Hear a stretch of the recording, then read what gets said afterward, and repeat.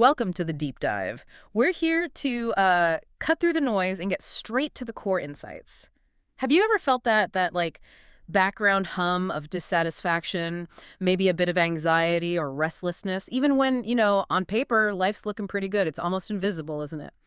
Our source today, an article called Nobody Talks About This, 4 Stoic Principles That Will Change Your Life, actually describes it really well, calls it a mist of dissatisfaction, just sort of clouds everything, makes it hard to really appreciate what's good.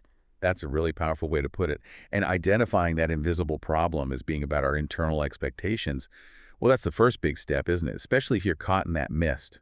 The author points out, and I think this is key, that we often try to fix the outside stuff first. But the root, they argue, it's internal. It's our expectations, how life should be, how others should act, even how we should be feeling. Right? And that's where this ancient wisdom really comes into play. Exactly. That's where Stoicism enters the picture. Yeah, Stoicism. We're talking figures like Epictetus, Musonius Rufus, Marcus Aurelius. And this isn't about being like cold or emotionless, right? It's actually a really practical way to think about achieving what they called the good life. A very practical path. So our mission for this deep dive is to really unpack the first 2 core Stoic principles from this article. The author suggests these can genuinely, clear away that mist of expectations, help us see life more vividly, find more fulfillment. And what's really interesting, what the author highlights, is how simple they are. Almost too simple, maybe, which is why we might just overlook them. That's often the case, isn't it? The most powerful lessons can seem deceptively simple. And the first principle the author brings up is a perfect example, swapping expectations for appreciations. It sounds maybe a bit slogan-like, but it's not just a feel-good idea. It's a fundamental shift in where you look for fulfillment. Okay, so swapping expectations for appreciations. How does that work in practice? Is it just about positive thinking? It's more about deliberate reframing, I think, actively choosing to focus on what is actually there, instead of getting stuck on what's missing or what didn't happen according to plan. The author makes a point that it's not about ignoring real problems. It's about finding that grounding in gratitude, even when things are tough. The Stoics had a term for things outside our control: indifference. We can't control them, but we can control our response, our judgment about them.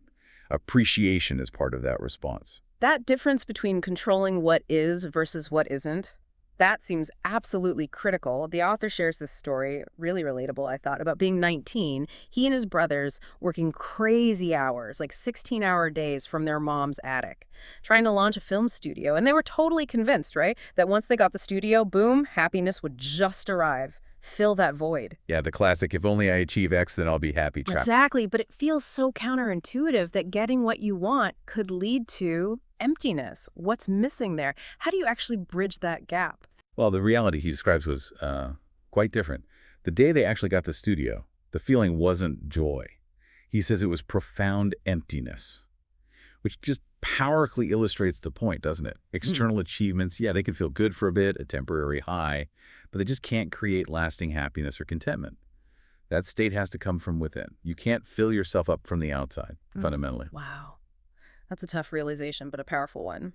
So how did he shift? The author mentions finding a practical way through things like Tony Robbins' priming exercise, like daily reflection on things you're grateful for, things you look forward to. He says that simple practice really shifted him from feeling empty to feeling full. So it's about consciously pivoting your perspective, anchoring yourself in what you do have and maybe the potential ahead rather than fixating on what you lack or what didn't go to plan. Precisely. It's a conscious redirection of focus. And it's fascinating, this isn't just a modern self-help idea. It echoes across time and cultures. The article mentions Naval Ravikant, pointing out how desire itself postpones happiness. You're always waiting for the condition to be met. And even if it is met, happiness isn't guaranteed. You just find a new desire, a new expectation. The goalposts shift. Right. Always chasing the next thing. Yeah. And the article connects us to ancient wisdom, too, like Tibetan Buddhist philosophy saying expectation is the enemy of happiness. Or a Shaolin perspective mentioned understanding that even the people closest to us will act unexpectedly sometimes. So how can we possibly expect strangers, or the world, to perfectly match our ideals? Seeing this same thread across such different traditions really underlines how universal and powerful this Stoic principle is. That is profound.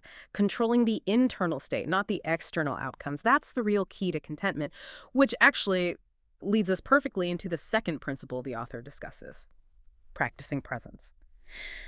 Oh man, this one hits home for me, definitely. I know I've caught myself doing that, endlessly rehearsing what if scenarios before, say, a big presentation or difficult conversation. You feel that anxiety physically building up, you That's know? absolutely. And it's so eye-opening when the author points out, using his own example of a high-stakes meeting with Penguin publishers, that all that mental rehearsal, it rarely makes you perform better. It just ramps up the stress beforehand.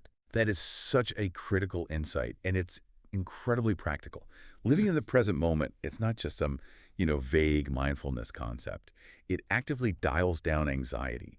It reduces stress. It creates immense clarity. The author stresses it's not about stopping your thoughts entirely. That's maybe impossible.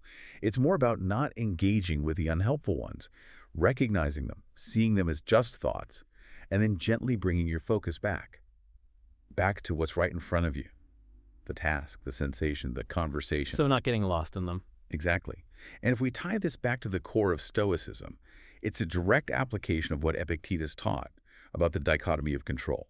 You focus only on what's actually within your control, which is fundamentally this present moment, and your response to it. You don't get lost worrying about hypothetical futures or regretting the past, because those are outside your control. That focus is the foundation of Stoic tranquility. So instead of being mentally pulled between a past you can't change and a future you can only sort of influence, you just bring all your attention right here, right Right. now. It sounds so simple when you say it like that. Be here now.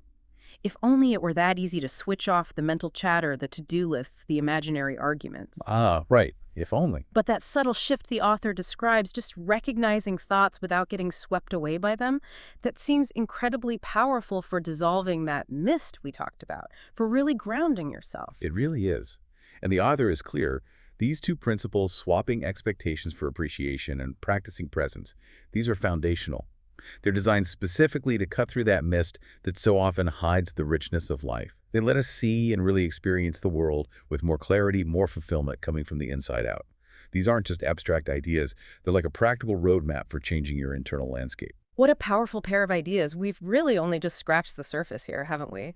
These incredibly simple, yet, like we said, often overlooked principles from Stoicism. First, that huge idea. Swapping expectations for appreciations, realizing fulfillment is an inside job, not about external stuff. And then the massive impact of practicing presence, just being here now, cutting through anxiety, finding clarity. Mm. These concepts, backed by ancient Stoic thought but also modern insights, they just offer such tangible ways to ease that internal struggle and find real fulfillment. And they directly tackle that invisible problem we began with, right? That tension from unfulfilled expectations, that mental noise. By consciously shifting our focus using these principles, we can genuinely move towards clarity, toward a much richer experience of life, turning that internal friction into, well, internal peace. It really makes you think, doesn't it? If life's most transformative lessons often are the simplest ones, the ones we tend to overlook. What other profound truths, hiding in plain sight as seemingly ordinary ideas, might we be missing right now? Truths that could unlock even deeper levels of contentment for us, something to definitely mull over until our next deep dive.